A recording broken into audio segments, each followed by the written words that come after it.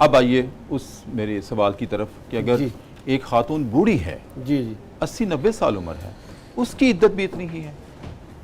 جو خاتون بوڑھی ہو چکی اور اسے حیض آنا بند ہو گیا، اس کی عدت اتنی نہیں.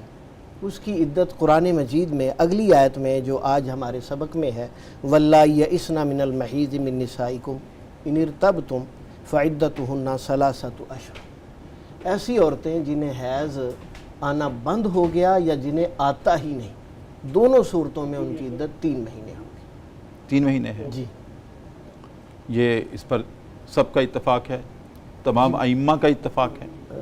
یہ متعلقہ جو عورتیں ہیں نا، ان کے حوالے سے بیان فرما. نہیں میں بیوگی کی، اچھا بیوہ کے لیے تو 4 ماہ 10 دن وہ تو کنفرم الگ سے ہے نا. نہیں میں نے بیوہ کی پوچھی تھی آپ سے. اچھا نہیں، بیوہ کا یہ نہیں ہے. جب بیوہ کی تو وہ واضح الفاظ میں آگے نا، واضح الفاظ میں بیوہ کی آگے نا 4 ماہ 10 دن، اس میں عمر کا نہیں آیا. اچھا عمر کا نہیں ہے؟ ہاں جی، اس میں کتنی ہی عمر ہو، کتنی بھی عمر وہ ایک ہی.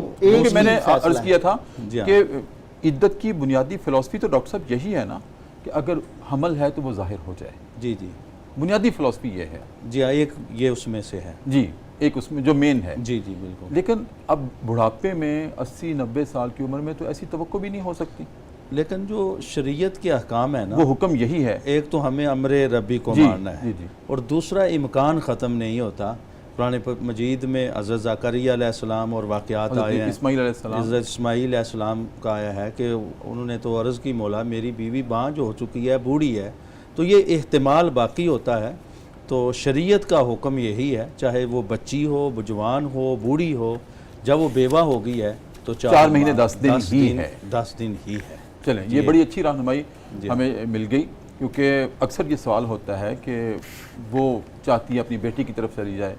ہاں بس وہ دوسرے پھر جو اگر کفالت یا سنبھالنے والا نہیں ہے، اس صورت میں وہ صورتیں جو ہیں پھر عذر کی شرع کو دیکھا جاتا ہے. جی ہاں.